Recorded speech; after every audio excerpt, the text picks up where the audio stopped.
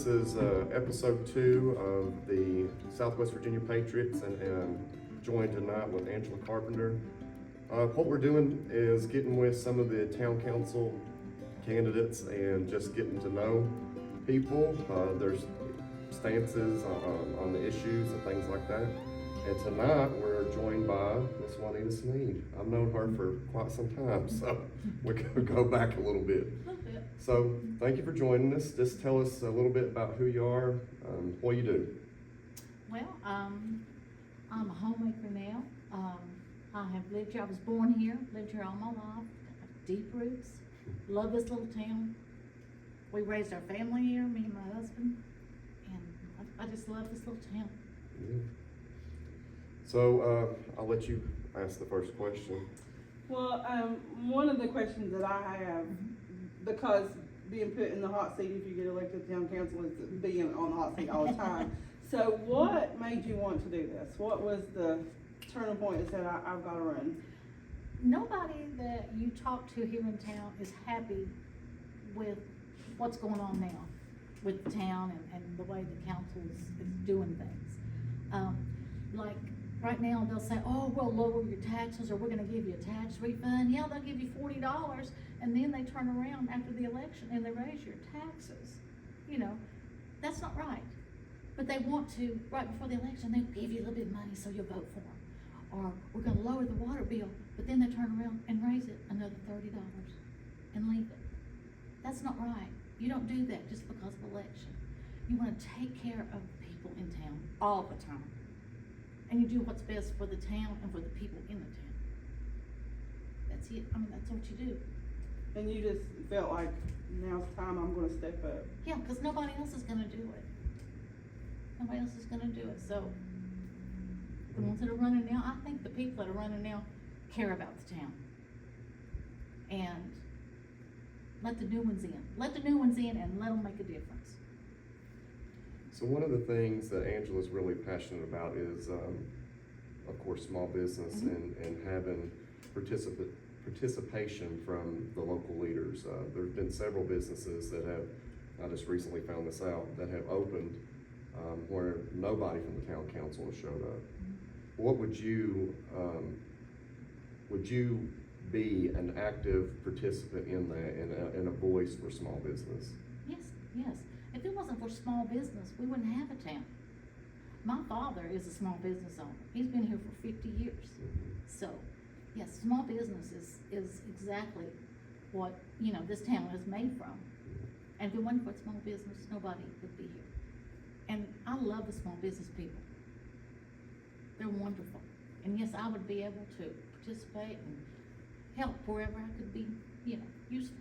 One of the things that seems to come up a lot here in local politics with what I do on Patriots, and a lot of the conversation around the way that you hit on it just a minute ago with the way that the town council operates is, well, we'll give you a little bit of money here and then we'll raise your taxes here. The transparency, or the lack of. What is some of your ideas to improve that? At least the perception that we're making backroom deals or we're making these decisions and then not being exactly forthcoming with the public. I think you need to be upfront and honest.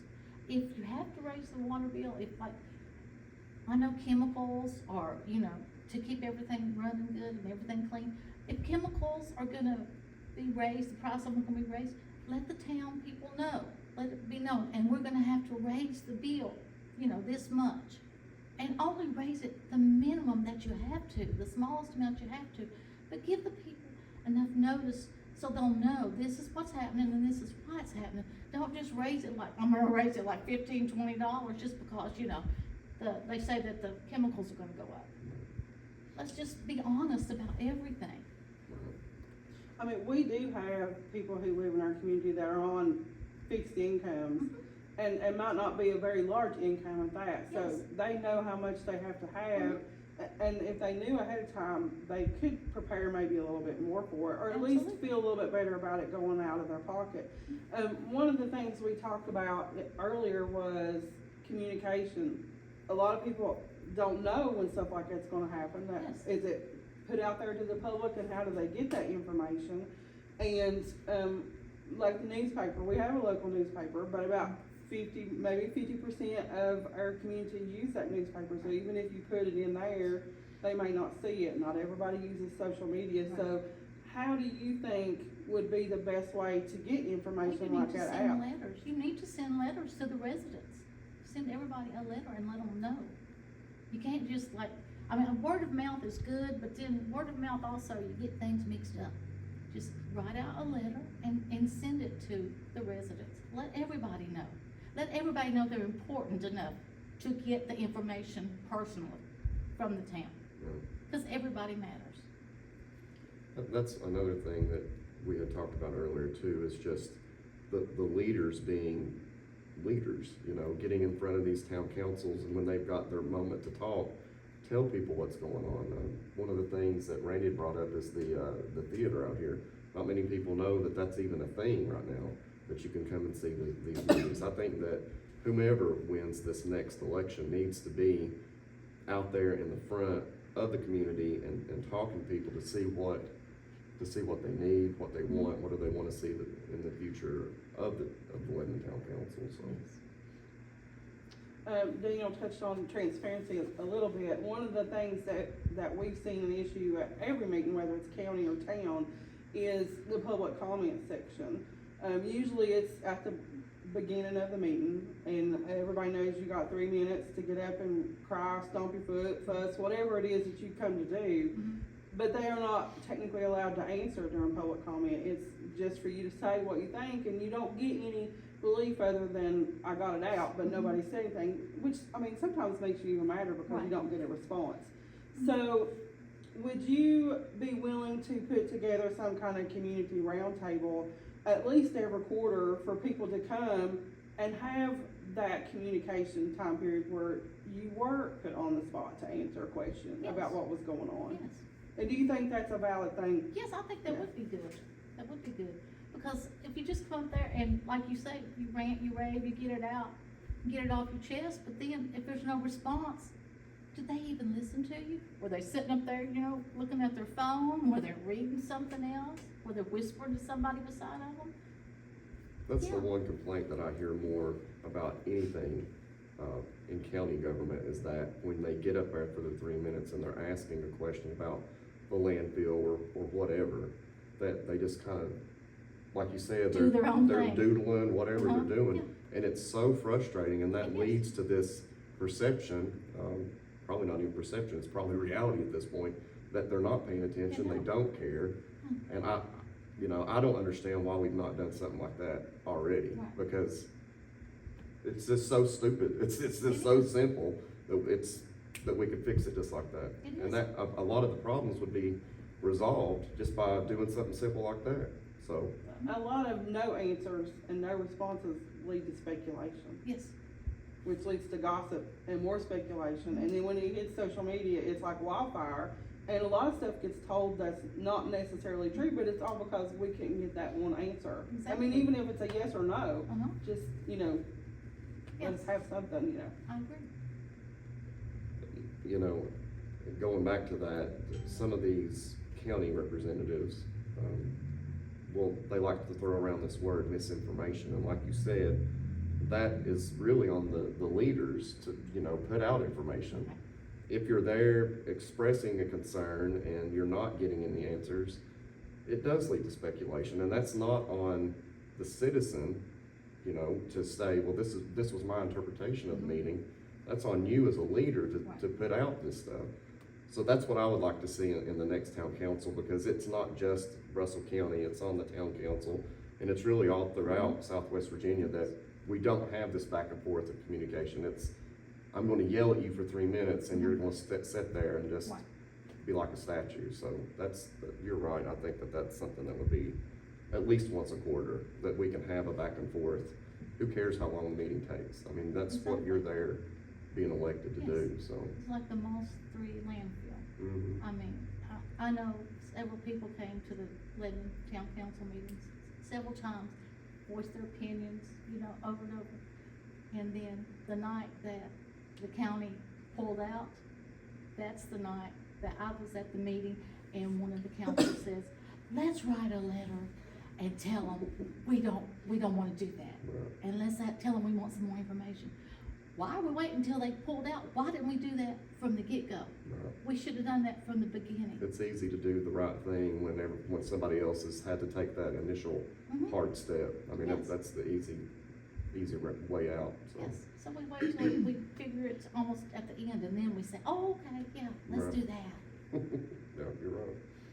Communication is everything. I mean, we have to give out the right information, but even if you don't know it all at the time, the least you can do is say, we don't know all the details yet, but we will get them to you. Right. You know, I'm okay with an answer like that. I'd rather have that than crickets, Yes. you know. Absolutely. But as we go through this process, what do you wanna see? What is your vision for the county? With transparency, with small business, what do you wanna see? What is the one issue that you think is the most glaring problem in Well, I just wanna see everybody working together, and then, like Angie said, there's gotta be more communication, and we've gotta back each other, we gotta stand in with each other and help each other, you know? That's what we've gotta do, Yeah. all of us together. That's one thing that you don't see We a gotta show lot. each other support, and we gotta show each other respect. Right. Yes.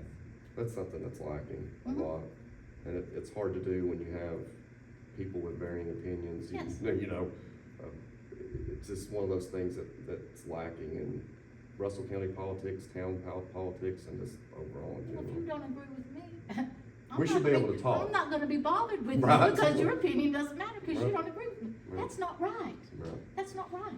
right. We have to learn to be adults and Yes. sit down with people that we don't agree with, Yeah, And you have say, your opinion.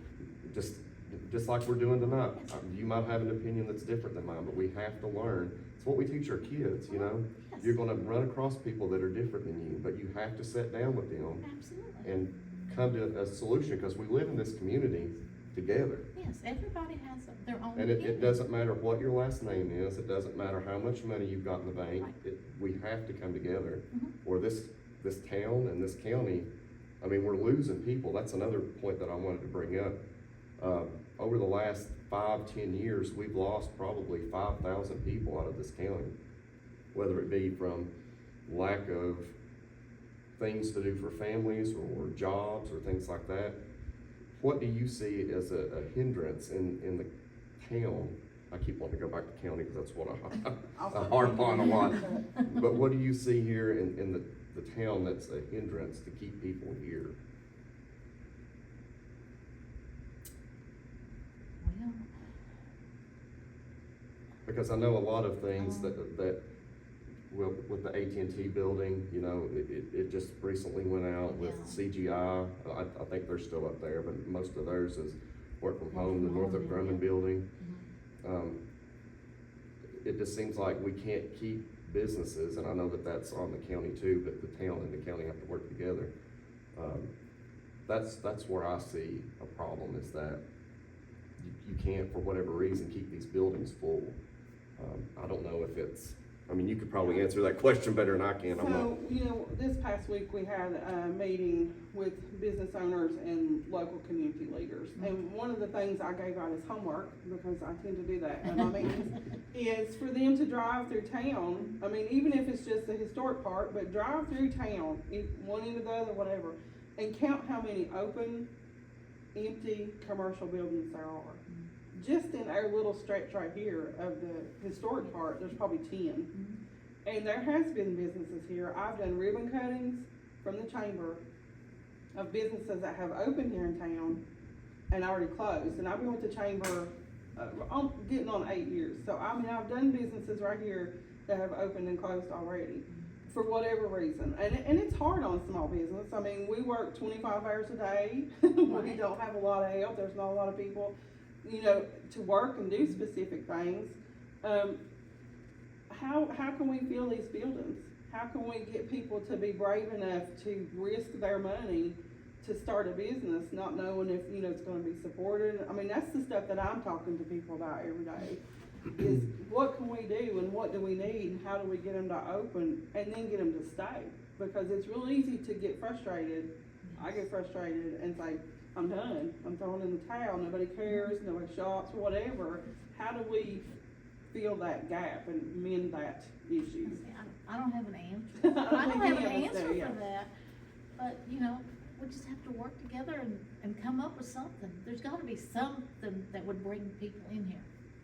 I think a good step forward, and I learned a lot in that class that you had the other day, is just having a face to the local government, people showing up, even if you don't have, maybe it's some grand tax policy, maybe you don't have that, but at least to that business owner, you can show up and say, hey, I'm here, this is my name, this is where I am from, what can I do to help you? At least be willing to show up. Right. That's half the battle.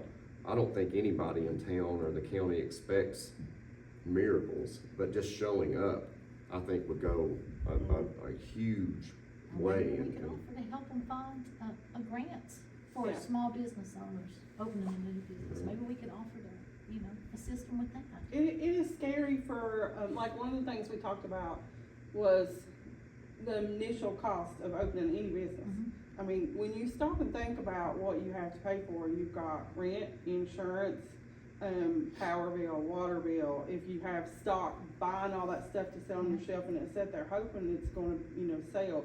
Employees, I mean, there's so much stuff before you even open up the doors that you have to invest. And some people are just scared to do that. I mean, and a lot of them can't quit their job because they need their benefits. So maybe if there was some kind of program, I mean, I have seen other towns offer like a business challenge and, you know, help, you know, startup costs or whatever if they win the challenge or whatever. And we've talked about it a couple times, but it seems like it kind of always falls through the cracks and, you know, there's other things that are more important or whatever. And being the chamber person, that's kind of frustrating because I know there's people who would do a good job doing things and we've got empty buildings, so why can we not network and put some of these things together? So that is one thing I would like the town to work more with the chamber and the small businesses doing. If we've got, and I'm not well versed in the financial aspect of the town of Lebanon, but if there's truly $9 million sitting somewhere in a bank, we should be able to take some of that money and reinvest it into these small businesses. I mean, they've done a great job. You can drive down Main Street and see all the work that's been done, so you can see that. But keeping people here to see that, it's much like the argument that I've made with some of the investments that we made in some surrounding communities is, if you can't keep your people here, then all of these buildings are gonna fall back down in the same state of disrepair. Yes. So maybe we could take some of that money that's just lying around collecting interest and invest it in our small businesses that, because like you said, I mean, there's so many that'll open, they'll be closed before you know that they're even open. So that's something, that I'd like to see in the next town council, so. And from the chamber's perspective, you know, we're willing to work with people and do classes, do trainings, even do some set down things on what do we need here? Cause I mean, truly, I don't want anybody to open up a business that I don't think is gonna be sustainable. Right. So what do we need? And maybe get the town's input too, you know, if we put 10 businesses on a board somewhere and we can get a few people to try to do these, could y'all help? You know, in some, I don't know how it would work, but there's lots of ideas that other places are using that maybe we could reappropriate the idea, you know. Yeah, cause every weekend, you know, people go to Abingdon or Bristol or Kingsford or up toward Richlands Way Right. to do shopping and whatever. And we need to be able to keep those, as many of those tax dollars here in town Yes. as you possibly can. So I guess 30 seconds, why should somebody vote for Nita? Cause Nita loves this town, I was born and raised here, and I wanna see this town prosper. I wanna see the people do well. And if they wanna come, anybody wants to come talk to me, I'll talk to them. And, you know, I'll answer any questions. And if I don't have the answer, I will try to find the answers. But I'll listen to whatever anybody has to say to me, you know? But I will work for the people of the town, not for myself. I will work for the people of the town. That's something I really do appreciate hearing somebody say, is that I might not have the answer, but I'll go and find it, and not making empty promises, well, I'm gonna get you this, this, and this, and after the election, it's all over. Is there anything else you wanna call? Well, I go can't over? make any promises, because I don't know when I'll be able to keep them what I want, Right. but, you know, I will tell you, if there's any way, I won't vote for raising taxes. Because we pay an outrageous amount of taxes right now. I can't believe we need to pay that many taxes, especially if there is $9 million in the Right, bank yeah. somewhere. Right. So, I mean, it's outrageous, so. Yeah. No, yeah, if there's any way, unless they really have to prove to me that, we have to We were in raise a the bad taxes. spot, Yeah, right. you're gonna have to show me where we have to vote yes on this, Okay. so. Well, thank you for joining us this evening. I do appreciate you reaching out.